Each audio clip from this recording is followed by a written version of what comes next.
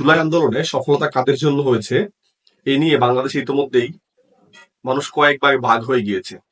আরো মোটা তাকে বলতে গেলে বিশেষ বিশেষ কিছু মহল আছে যারা আসলে জুলাই আন্দোলনের ক্রেডিটের জন্য প্রকৃতপক্ষে নিজেদেরই মনে করছে। এখন আপনি বুঝবেন কিভাবে যে আসলে জুলাই আন্দোলনের প্রকৃত কিং মেকার কারা বা জুলাই আন্দোলনের প্রকৃত ক্রেডিটের দাবিদার কারা?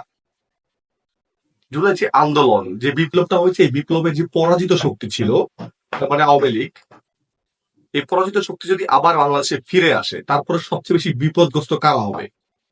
যারা সবচেয়ে বেশি বিপদগ্রস্ত হবে তারাই হচ্ছে জুলাই আন্দোলনের প্রকৃত ক্রেডিটের দাবিদার। এবার আপনি হিসাব মিলান যে কারা আসলে আওয়ামী লীগ ফিরে এলে বিপদে পড়বে। দেখেন, যুদ্ধ এটা না যে আপনি যুদ্ধ করতে গেলেন, শত্রুর গুলি দেখে, শত্রুর সংখ্যা অনেক বেশি দেখে আপনি চলে দুই চর থাপ্পড় খেয়ে চলে আসলেন। এটা যুদ্ধ না। যুদ্ধ সেটাই যেখানে আপনি যুদ্ধে যখন যাবেন তখন আপনার সাথে আপনার সৈন্য সমর্থন, আপনার সহপাঠীরা হাজারে হাজারে মারা পড়লেও আপনি পিছপা হটবেন না। সেটাই হচ্ছে যুদ্ধ।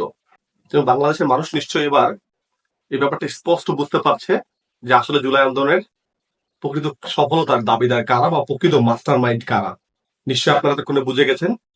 আমি আসলে ছাত্র জনতার কথা বলছি, বিশেষ করে বৈষম্যবিরোধী ছাত্র আন্দোলনের নেতৃত্ব এবং ছাত্র সমাজ। অবশ্যই সেখানে আমজনতার সকল শ্রেণীর মানুষের একটা অংশগ্রহণ ছিল।